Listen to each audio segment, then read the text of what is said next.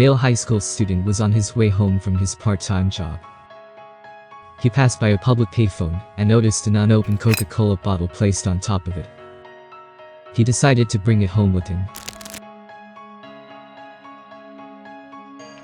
and would later drink it at around 1 a.m. on the next day. Upon tasting it, the student spit it out the Coke and rinsed his mouth immediately, as there was a strange taste to it. But it was too late.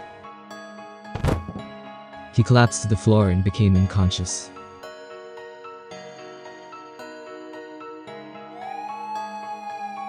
He was immediately taken to the hospital, but unfortunately passed away shortly after.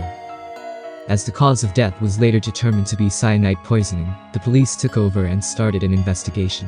But little did they know that this case was only the beginning. The beginning of a series of murders.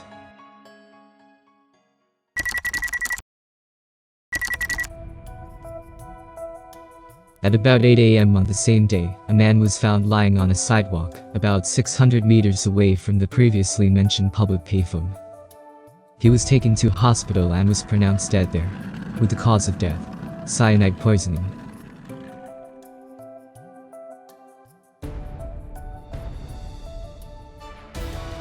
With this, the police started a full-scale search.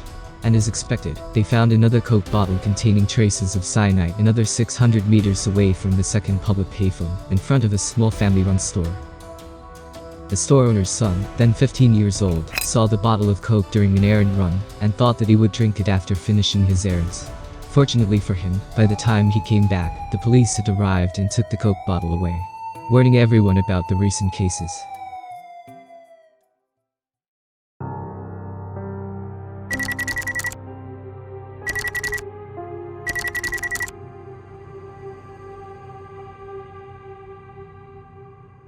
"45 days later, while a man was buying cigarettes, he found another bottle of Coke.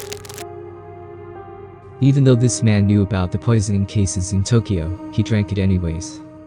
Within minutes, symptoms kicked in and he started to feel nausea and had a terrible headache.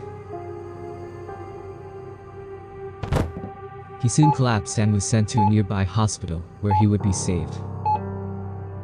However, the man committed suicide just 1 day after he was discharged, telling his family he was too ashamed to face anyone after falling victim, despite him knowing about the cases in Tokyo. While the reason for this suicide is debatable, no evidence of foul play was found.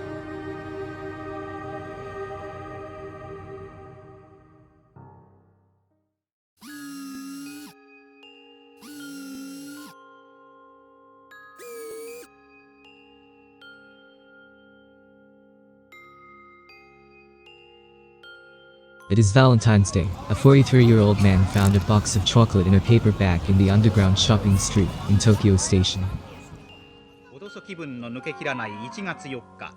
Since this series of poisonings had been heavily covered by the media, the man raised suspicions and reported it to the police. The police first treated the chocolates as lost and found. But as no one came to claim it, the chocolates was returned to the manufacturer.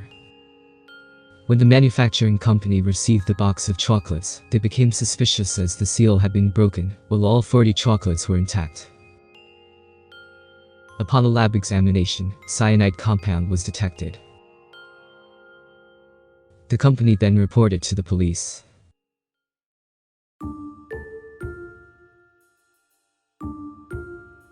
On the same day, on the next stop from Tokyo Station, another box of chocolates was found by a man. He picked it up and brought it with him. He ate it when he got on the train, and soon too, became unconscious. He was diagnosed with food poison and was discharged the following day. At that time, this was thought to have nothing to do with the previous cases, as it was reported as food poisoning. However, in the following year, this story came into the ears of an investigator, who then got an analysis of the chocolate provided by the man who picked it up. Once again, revealed traces of cyanide compound. Within 2 months, a total of 4 bottles of poisoned Coke and 2 boxes of chocolates were found. The police never had a prime suspect before the case got cold, with no further poisonings being reported. The statute of limitations for cold cases in Japan, of 15 years, unfortunately, ran out in 1992. The criminal was never caught, and the case is still unsolved, as of today.